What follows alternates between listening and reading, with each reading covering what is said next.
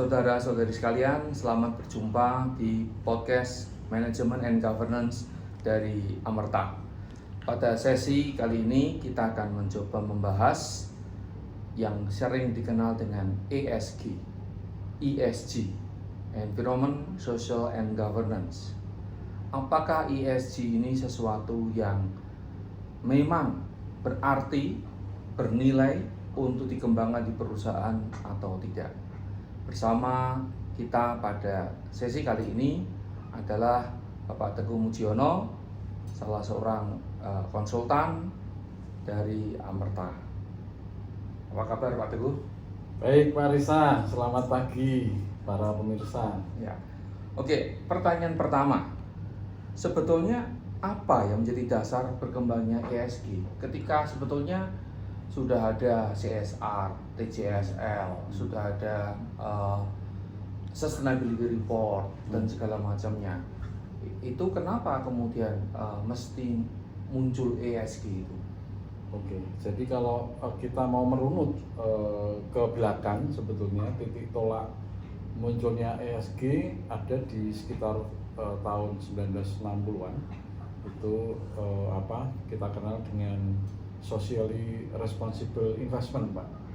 Awalnya adalah kepedulian dari para investor untuk berinvestasi di dalam perusahaan yang melaksanakan tanggung jawab sosial. Lalu kemudian itu muncul CSR, lalu PUKK dan TCSL. Ini kalau bicara dalam kerangka badan usaha milik negara ya. Nah, kemudian dari social responsible investment itu kemudian berkembang, diadopsi oleh UN dengan menerbitkan PRA ya, Principle of Responsible Investment. Kemudian untuk perusahaan-perusahaan yang sudah public listing company, sudah menjual sahamnya di pasar saham, itu lalu muncul diadopsi menjadi indeks Dow Jones Sustainability Index di Indonesia, kemudian ada indeks Serikahati. Nah, itu merupakan screening atau filter dari para investor untuk memilih di antara perusahaan yang memperdagangkan sahamnya di bursa, mereka yang mengadopsi praktek-praktek tanggung jawab sosial dan lingkungan secara baik. Nah, kemudian ini berkembang lagi menjadi ESG ini semacam hulunya adalah corporate financing, Pak. Bagaimana perusahaan ingin membiayai atau mengeluarkan surat-surat investasi ya, atau itu obligasi korporasi ataupun kredit korporasi. Nah, ini mereka menggunakan kriteria ESG. Itu tadi environment, social and governance. Nah, di environment tentu ini diharapkan perusahaan bisa mengelola limbah yang dihasilkan secara baik, kemudian mengelola energi yang dipergunakan, kemudian juga termasuk air, dan itu mesti dikelola dengan baik. Dari sisi sosial juga ini berarti kalau kita bicara industri ekstraktif berarti masyarakat lingkar tambang, kalau bicara perkebunan berarti ada pekebun plasma dan inti, dan kalau bicara fast moving consumer good berarti ini kita bicara konsumen, kita juga bicara tentang para pekerja. Oke, Pak Teguh, ini tadi yang disampaikan menarik. Namun mungkin Pak Teguh bisa mengelaborasi. Lalu hubungan ESG ini dengan tadi berbagai hal yang disebut Pak Teguh itu, saya jadi ingat dengan ISO 26000 ya. Kemudian juga dengan CSR, dengan Global Compact, dengan Sustainable Development Goals, dan gitu. Ini semua kaitannya seperti apa sebetulnya dengan ESG ini? Nah, ini memang ada isu-isu yang saling beririsan, Pak Risa. Kalau kita bicara ISO 26000 kan ini kan sebenarnya voluntary standard ya untuk pertanggungjawaban sosial. baik perusahaan ataupun institusi non profit ataupun negara juga bisa ya. Nah di dalam 7 subjek inti ISO itu juga ada berawal dari dalam kan, dari governance, kemudian baru itu keluar. Nah itu irisannya. Nah kalau itu dikaitkan lagi dengan tadi Pak Rizal kaitkan dengan SDGs ya. Dengan SDGs ini kan sebetulnya kalau kita bicara SDGs ini kan akarnya dari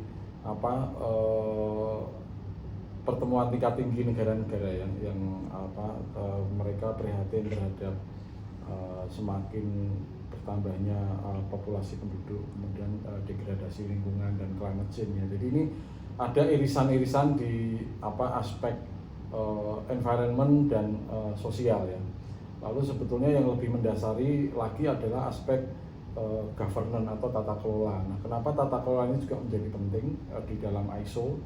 Kita melihat praktek manajerial yang terjadi di berbagai perusahaan, khususnya perusahaan terbuka, khususnya di drive yang terjadi di Amerika ya. Mungkin Pak Risa ingat kasus kasus EY, kasus Arthur Andersen dan segala macam itu ya. Itu menunjukkan tata kelola yang buruk sehingga akibatnya banyak merugikan bukan hanya konsumen tapi juga merugikan para pemegang saham, sehingga itu menjadi pendorong munculnya Sarbanes-Oxley Act ya di Amerika ya.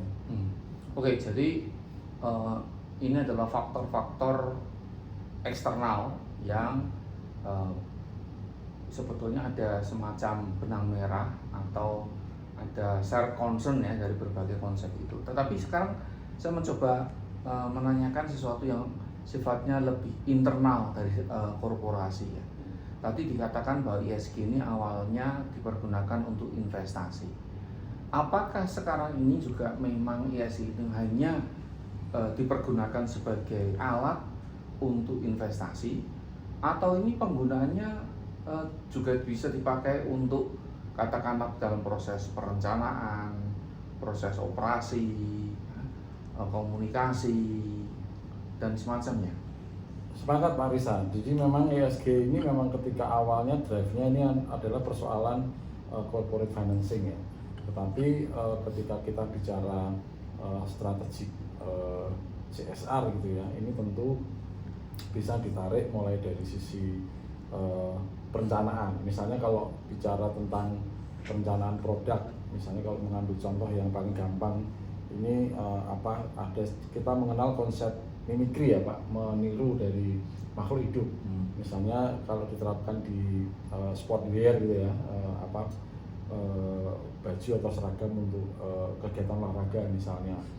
Ini dikembangkan baju untuk para perenang itu meniru dari ikan yang dia bisa mengatasi hambatan di dalam air sehingga menambah laju dari perenang ya, tentunya kan meningkatkan performa dari para perenang itu. Nah itu sejak desain produk itu bisa diawali dari situ Pak Risa. Misalnya tentang penggunaan bahannya ya, bahan baku dari tekstil untuk nanti ditenun kemudian menjadi baju renang itu bisa dipilih bahan yang ramah lingkungan. Kemudian dari sisi pewarna, dari sisi desain, lalu dari sisi marketing, dan lebih jauh lagi ketika produk itu tidak bisa lagi digunakan atau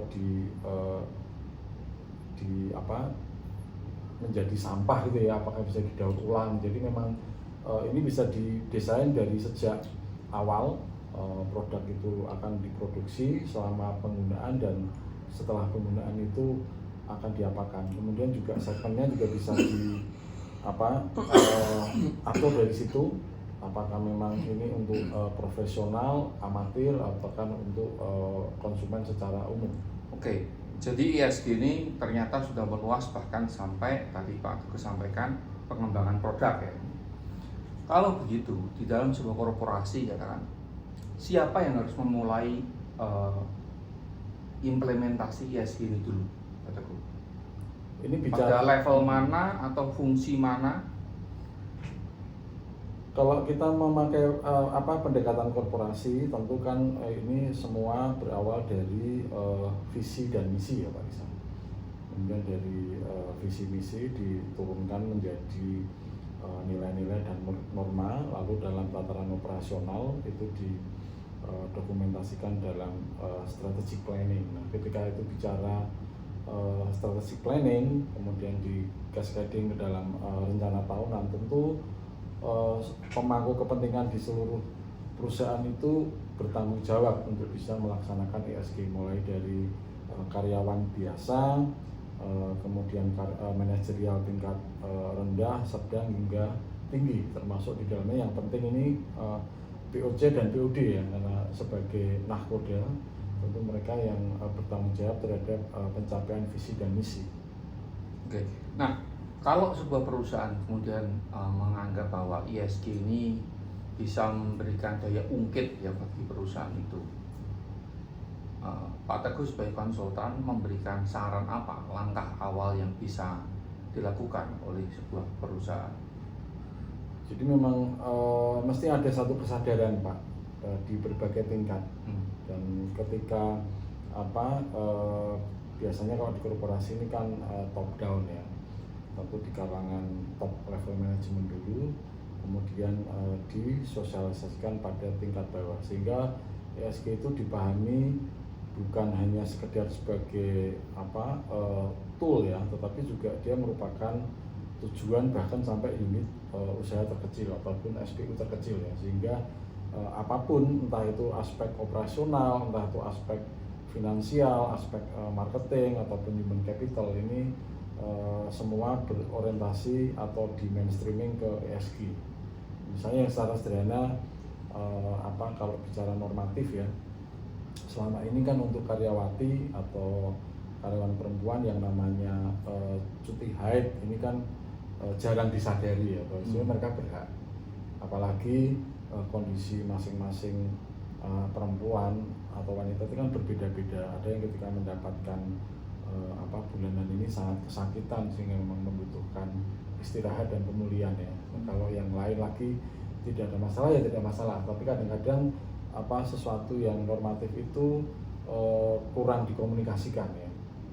Atau misalnya tentang parental leave ya, bagaimana pentingnya parenting atau pengasuhan anak, sehingga ketika terjadi kelahiran dalam satu keluarga, kalau karyawati kan pasti mendapatkan cuti bersalin ya, tetapi untuk si bapak baru ini, ayah baru ini kan juga perlu mengambil partisipasi atau memberi kontribusi dalam pengasuhan anak ya. Contoh yang paling sederhana, yang mudah ya parental leave. Jadi dia bisa mengambil cuti untuk menyambut kelahiran anaknya. Oke, baik Pak Teguh, terima kasih atas beberapa paparannya tentang ESG. Bapak Ibu, saudara-saudari sekalian, kita telah memperbincangkan pada sesi kali ini mengenai apa yang disebut ESG, Environmental, Social and Governance. Kita memahami bahwa ESG ini adalah the next step, langkah berikutnya dari kesadaran korporasi bahwa aspek-aspek lingkungan, sosial, dan tata kelola ini adalah aspek-aspek yang tidak bisa dipisahkan dari strategi bisnis, dari proses bisnis, dari kebijakan bisnis perusahaan. ESG ini menjadi sebuah kesadaran baru dan tanggung jawab baru yang meskipun awalnya dipergunakan untuk investasi, tetapi dalam perkembangannya ESG ini juga dipergunakan pada berbagai fungsi manajemen yang lain, termasuk tadi beberapa yang disampaikan Pak Teguh, bagaimana kebijakan-kebijakan terhadap karyawan perusahaan. Sampai bertemu pada sesi podcast Management and Governance berikutnya. Terima kasih. Terima kasih Pak Teguh. Terima kasih Pak Rizal.